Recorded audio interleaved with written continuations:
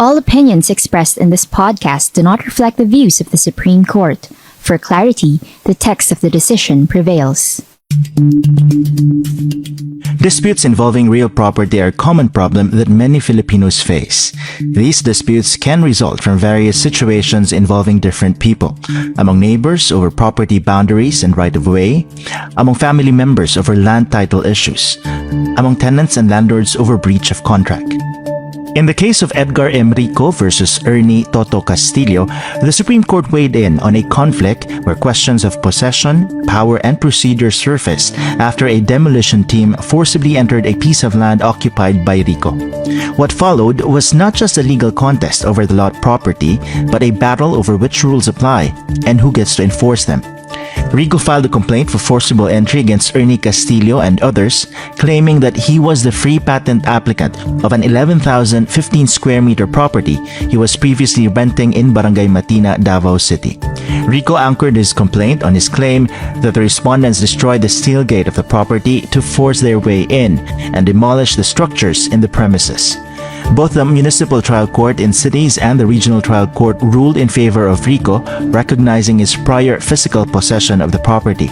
But the Court of Appeals reversed these rulings, citing a previous unlawful detainer case where Rico had been ordered to vacate the property in favor of its titled owner, Milagros Villa Abrile.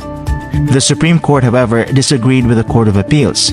The Supreme Court stressed that forcible entry cases deal strictly with physical possession and not legal ownership. It added that forcible entry requires only proof of prior physical possession and that ownership may be touched upon only provisionally. Even parties claiming ownership cannot take the law into their own hands. When someone forces their way to take over a piece of real property, how do courts determine who truly has the right to possess the property? Hi, I'm Attorney Mike Navalia, Supreme Court Chief Communications Officer. It's the 28th of November 2025, and today we talk about forcible entry and the rule on summary procedure within the context of the case of Edgar M. Rico versus Ernie Toto Castillo, GR number 215166. The decision was penned by Associate Justice Jose Maidas P. Marquez and promulgated by the Court's First Division on July 23, 2024. And joining us today to discuss is Judge Jackie B. Crisologo Sagisag of Branch 67, Metropolitan Trial Court, Makati City. Judge Jackie is a member of the Remedial Law Department of the Philippine Judicial Academy. She is also a member of the Technical Working Group for the Committee on the Revision of the Rules on Summary Procedure and Small Claims. Hi, Judge Jackie. Welcome to the Supreme Court Podcast, and thank you for inviting us to your office and courtroom with a great view here in Makati City Hall. Good day, Attorney Mike. Good day, everyone, and welcome to Makati City Hall. Thanks for having us, Judge. First off, let's try to distinguish between forcible entry and unlawful detainer.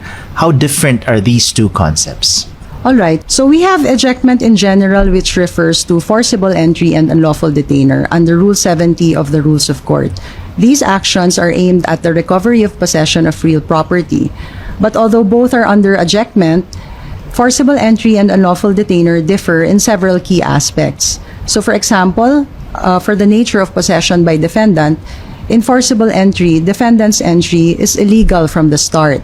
The occupant took possession by force, intimidation, threat, strategy, or stealth.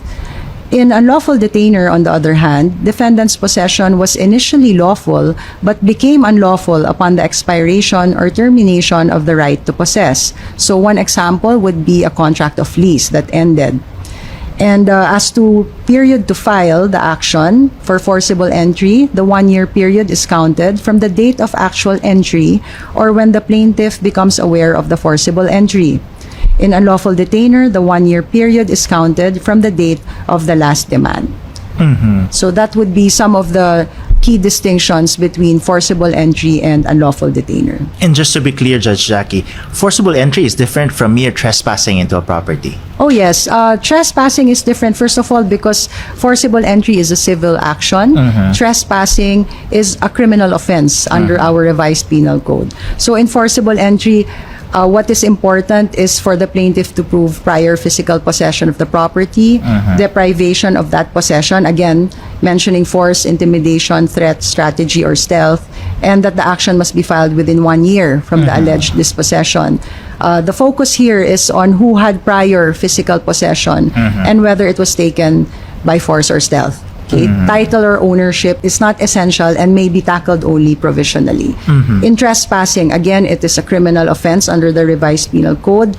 The prosecution here must prove entry into the property or dwelling of another without the owner's consent. Entry is voluntarily done and without right. There is no need to prove force, stealth, or prior possession, and the focus is on the act of unauthorized entry regardless of the possession disputes. So there was, in trespassing, you don't really have the trespasser possessing the property. It's enough that he or she entered the property without permission of Yes, the owner. correct. So in forcible entry, the main focus is again on prior physical possession. That is not essential in trespassing. Right.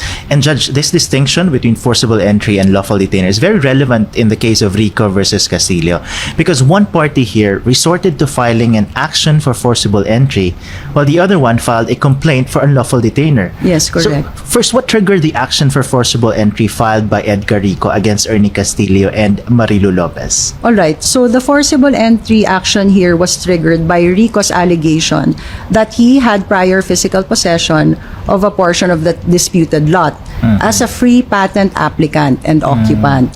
Okay, he was claiming that respondents here illegally entered his portion by destroying a steel gate and demolishing the structures on his property.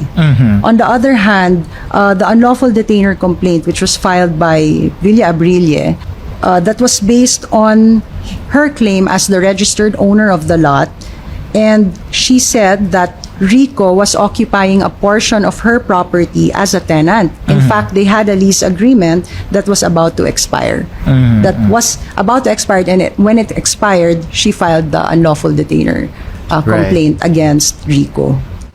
And this is quite a complicated case, Judge Jackie, because there were some appeals involved. And in the end, Villa Abrille says she won the unlawful detainer complaint in the MTCC, the Court of Appeals, even the Supreme Court. But supposedly, the decision was never enforced. While Rico, on the other hand, also won the forcible entry action before the MTCC and the RTC. But the CA reversed the ruling. So to cut the story short, who actually won here? As between Villa Abrille and Rico, who was right based on the Supreme Court ruling? All right. So, as you mentioned, there was that unlawful detainer case filed by Villa Abrille, which she won all the way up to the Supreme Court. But then Rico filed a forcible entry complaint against Villa Abrille and Castillo. But in the end, the Supreme Court ruled in favor of Rico. All right? Because under the forcible entry case, the Supreme Court here reinstated the rulings of the first level court and the regional trial court in favor of Rico, and it found that he established prior physical possession. All right? So the Court of Appeals decision that reversed the lower court, the trial court's decision, was reversed as well by the Supreme Court. So, Judge Jackie, what happened to that unlawful detainer case, which Villa Abrille was claiming that she actually won all the way to the Supreme Court? Okay, so although Villa Abrille won that unlawful detainer case against Rico, in the end, the Supreme Court found here that there seems to be a problem with respect to the identity of property involved in that unlawful detainer case. So the decision was never enforced, and apparently the reason there is because there is a question whether the disputed portion of the property occupied by Rico was actually part and covered by the lot claimed to be owned by Villa Abrille. Right, and the Supreme Court also said that the Court of Appeals erred in giving due course to Castillo's petition for certiorari. Supposedly, it was the wrong remedy. What should have been the proper remedy according to the court? Well, so in this case, the Supreme Court held that the Court of Appeals should not have given due course to the Rule 65 petition for certiorari. The proper remedy was a petition for review under Rule 42 of the Rules of Court. And the court here also, the Supreme Court mentioned that there was no finding of a grave abuse of discretion on the part of the lower court. And what the Court of Appeals did was, in fact, to just substitute its judgment and its evaluation of the facts and evidence as against that of the trial courts. Right. And what did the Supreme Court say regarding the use of force or self-help in ejecting a possessor, even when the party using force claims to be the rightful owner? So in other words, Judge Jackie, in an unlawful detainer case, can a litigant who has legal title to a property resort to force in removing an opposing party from his or her property instead of applying for a writ of execution? So the Supreme Court was very emphatic on this matter. No, it stressed that in unlawful detainer case, or generally in possession litigation, the party who holds legal title cannot resort to force or self-help to eject the occupant. We have to remember that ownership or title does not give a party license to physically oust an occupant by force or intimidation. The proper way is by legal enforcement of a court judgment, not self-help. So in the decision, the court observed that even though Villa Abrille may have had the title, that fact alone did not permit resort to forcible entry or self-help. For forcible entry, the focus is prior possession, and the court reiterated that it is only that, the prior physical possession, which is relevant in this case. Right. So, just this is really a good reminder to our listeners that even if you hold title to a property, you cannot just eject those who are in physical possession of the property. You have to go through the court process, and it's very relevant that our listeners know about the whole process. I understand we had the 1991 revised rule on summary procedure, and we also have the 2016 revised rules on small claims, which were revised in the past few years, specifically in March 2022, and you were part of the technical working group for the revision of these rules. So it's now called the Rules on Expedited Procedures in First Level Courts. What are some of the significant changes in the revisions that you proposed? So just a brief background on these rules. So the original revised rule on summary procedure and procedure for small claims were promulgated way back in 1991 and 2010, respectively, as you mentioned. But since then, the threshold amounts for summary and small claims cases have increased throughout the years. So for instance, in small claims, we started with 100,000, Right. then 200,000, and then it became 400,000. At the same time, the jurisdictional threshold for the first level courts was also steadily increasing. In 2021, Congress passed Republic Act 11576. Now, with this law, the first level courts now have jurisdiction over all civil actions, probate proceedings, admiralty, and maritime cases where the value of the claim does not exceed 2 million pesos. For actions involving title to or possession of real property, first level courts now have jurisdiction where the assessed value does not exceed 400,000. So this is for civil cases. Meantime, for criminal cases, the jurisdictional thresholds also increased by virtue of Republic Act 10951. Because of all these developments, the overlapping threshold amounts, there was clearly a need to adjust and recalibrate the rules. Right. Okay, so this is why the Supreme Court promulgated the Rules on Expedited Procedures, which took effect on April 11, 2022. So to be clear, these rules consist of the applicable procedures in summary cases and small claims cases in all first level courts. So this time we have adjusted all the threshold amounts so that there is no conflict. Okay. What are the objectives of the Rules on Expedited Procedures? Aside from harmonizing and updating, the Supreme Court wants the procedures to be more accessible to lawyers and litigants, simpler, more user-friendly. The court wants to improve and equalize access to justice, declog the court dockets, eliminate inefficiencies, and prevent abuse of court processes. How do we do this? For example, in summary cases, we have an enumeration of prohibited pleadings and motions. A motion to dismiss in summary civil cases is prohibited except on the ground of lack of jurisdiction over the subject matter or failure to comply with the requirement of barangay conciliation. Dilatory motions for postponement are prohibited unless grounded on acts of God, force majeure, physical inability of a counsel or witness to appear. And another example is a motion to admit late judicial affidavits except on the ground of force majeure or acts of God. So the rules make it more difficult for delays to happen during the court proceedings. So we are trying to minimize and, if possible, remove altogether the causes of delays. It is also important to note that the rules recognize and utilize the technological advancements over the years. So electronic service is specifically mentioned in the rules. Service can be done by electronic means like email or fax. This is very helpful for the courts and the parties, as we need not rely on registered mail. We also have provisions on video conferencing. This is specific to the rules on expedited procedures. Just a few years ago, something like this would have been far-fetched for us, but the pandemic forced us to be more creative and resourceful. We have VCH now. And it may be done upon initiative of the court or upon motion. In summary cases, the court-prescribed platform may be used, which as of now we have the Microsoft 365. In small claims cases, subject to certain conditions, the court even allows other platforms like Messenger, Viber, SMS, WhatsApp, SMS. In sum, the promulgation of these rules is in line with the Strategic Plan for Judicial Innovations, or what the Supreme Court refers to as SPJI, which is spearheaded by no less than our Chief Justice. And the goal really is to deliver responsive and real-time justice for all. So in short, to make it faster, the whole procedure. Right? In terms of timeline, Judge Jack, are we looking at shorter, maybe shorter trial periods for summary procedure? Yes, in fact, in summary cases, civil cases, we don't have trial at all. So that's really a shorter period for resolving cases. And we are much stricter, as I've mentioned, for the delays and motions. The court is allowed to be more strict in the imposition of these deadlines and timelines. So what's our time frame with respect to, say, civil or criminal cases under the revised summary procedure? So for summary civil cases, our timeline would be about 6 months.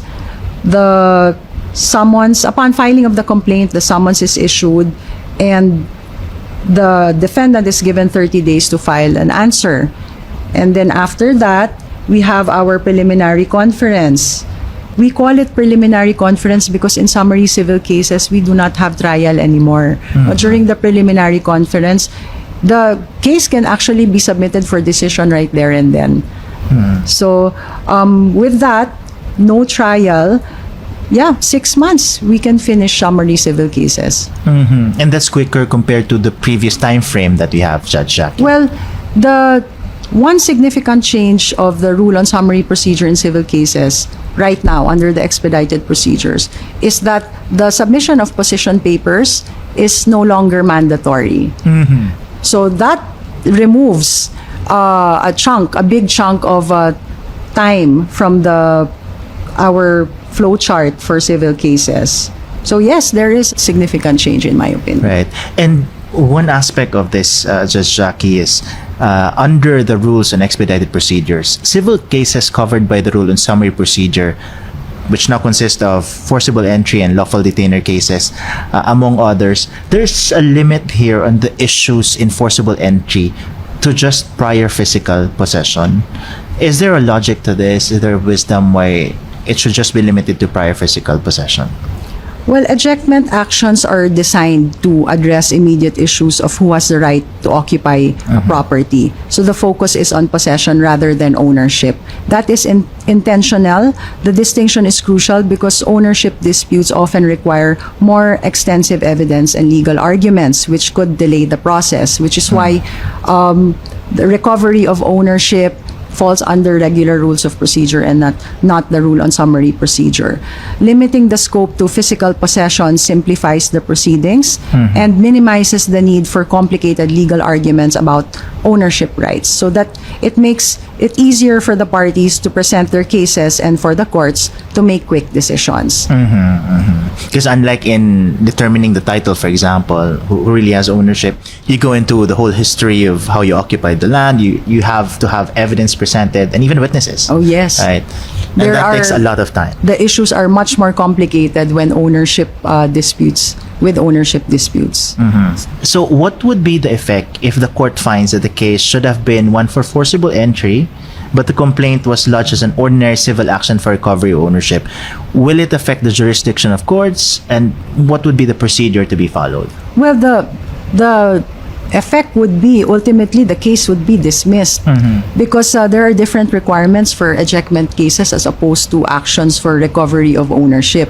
There will be an effect as well on jurisdiction because under Republic Act 11576, the first level courts have jurisdiction over civil actions involving title to or possession of real property where the assessed value does not exceed 400,000 pesos. Beyond that, it would be the regional trial court, which has jurisdiction. All right, so Judge Jackie, just maybe to close our discussion, what's a good takeaway that our listeners can keep in mind, especially those who are not so learned about the law? I mean, what do they need to remember in case they find themselves in a situation where they need to file maybe an action for forcible entry or unlawful detainer, they don't know exactly what to do, or if they find themselves at the receiving end of those cases?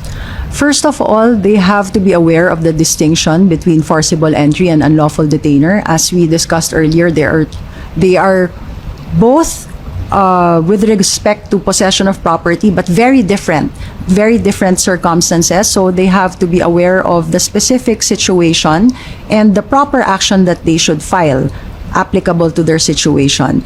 And also they have to remember that while we have the rule on summary procedure, which provides a more expeditious process for resolving disputes, we must not take the law into our own hands. No matter how tempting it may be, the laws and procedures are there for us to have an orderly dispensation of justice, and so we must follow them and avail ourselves of the proper remedies. All right, take it from Judge Jackie. Thank you so much, Judge Jackie, for joining us today. Thank you very much, Attorney Mike. Thank you very much to everyone here from the Public Information Office. And if you wish to read the full text of the decision we discussed today, please visit the Supreme Court website and e-library and search for Edgar Emrico versus Ernie Toto Castillo, GR number 215166. Here's Tiff Atendido Beltran, Supreme Court Information Officer, for this week's updates.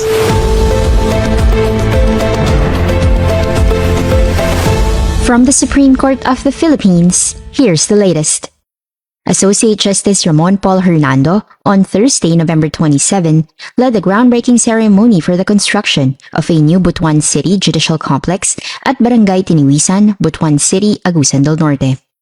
Speaking in front of local officials, Justice Hernando emphasized that a strong judicial system is one of the essential drivers of further growth of a locality.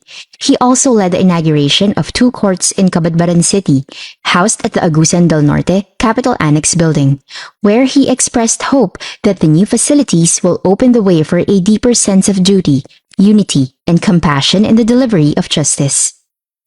In the afternoon, he spoke about the Unified Legal Assistance Service, or ULAS, and held a dialogue with judges, lawyers, court personnel, and law students at a forum organized by the Father Saturnino Urios University, the Integrated Bar of the Philippines Agusan del Norte, the City Government of Butuan, and the Office of the Regional Court Manager of Judicial Region 10. During the forum, SC Chief Communications Officer, Attorney Michael Jobert Navalio, provided updates on key projects under the Strategic Plan for Judicial Innovations, or SPJI, the SC's blueprint of action for reforms. Justice Hernando also met with Judge Janice Ivy Valparaiso Chua, Regional Court Manager Region 10, and judges of Agusan del Norte and Agusan del Sur on Wednesday. Justice Hernando is the chair of the SC Oversight Committee over the general maintenance of the Philippine Halls of Justice. The Supreme Court has ruled that voluntary arbitrators have jurisdiction over a labor dispute only when both parties clearly and mutually agree to it. In a decision written by Senior Associate Justice Marvic M.B.F. Leonin, the SC Second Division ruled that a panel of voluntary arbitrators lacked authority to resolve the monetary claims of Benji Tandayag, a seafarer, against Magsaysay Maritime Corporation. Instead, the jurisdiction over the dispute lies with the labor arbiter.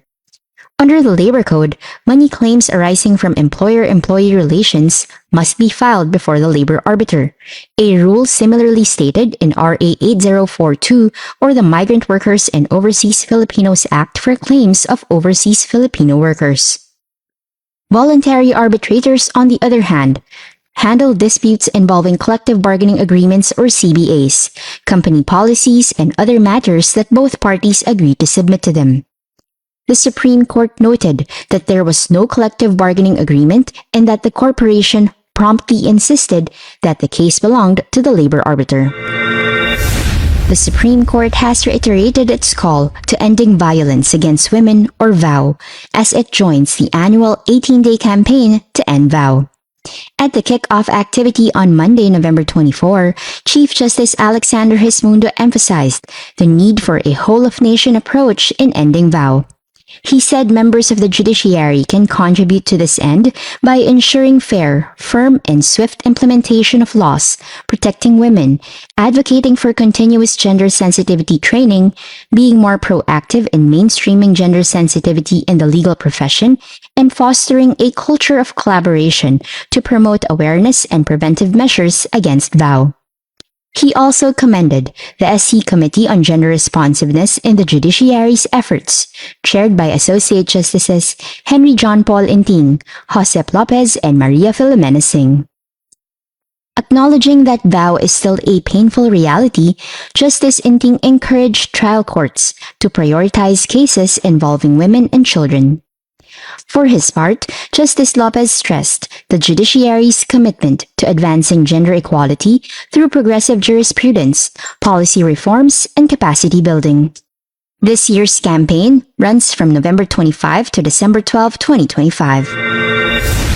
Associate Justice Maria Filomena Singh on Friday, November 21, highlighted the Supreme Court's integrity reforms at the 10th anniversary of the Justice Reform Initiative in Makati. Justice Singh cited the approval of the 2025 Code of Judicial Conduct and Accountability and the 2025 Code of Conduct and Accountability for court officials and personnel, which completes the SC's integrity initiatives following the passage of the 2023 Code of Professional Responsibility and Accountability for lawyers. The Supreme Court also reorganized the Judicial Integrity Board into the Judicial Integrity Office. In 2024, the SC penalized 42 trial court judges, while 166 lawyers and 109 court personnel were administratively punished. Justice Singh stressed that to fight corruption, the judiciary must uphold transparency and accountability and ensure an ethical climate that supports institutional reputation. Formed in 2015, the Justice Reform Initiative is a venue for collaboration between business leaders, advocacy groups, and civil society organizations in promoting justice reforms. Meanwhile, on Tuesday, the Judicial and Bar Council, or JBC, announced the opening for application of the positions of Court of Tax Appeals Associate Justice to replace Honorable Catherine Manahan, who will mandatorily retire on January 2, 2026, and Sandigan Bayan Associate Justice Teresa Dolores Gomez Estuesta, who was appointed Court Administrator on September 1, 2025. Interested applicants may submit their applications via the JBC online registration and application system until January 12, 2026. You are now up to date with the Philippine Supreme Court. I am Tifa Tendido Beltran, Supreme Court Information Officer. And that's our podcast this week. Join us again next time for a detailed discussion of select cases decided by the Supreme Court. I'm Attorney Mike Navalio, your Supreme Court Chief Communications Officer. You can catch this podcast as well as previous episodes on the Supreme Court Public Information Office's accounts on Facebook, YouTube, Spotify, and Apple Podcast.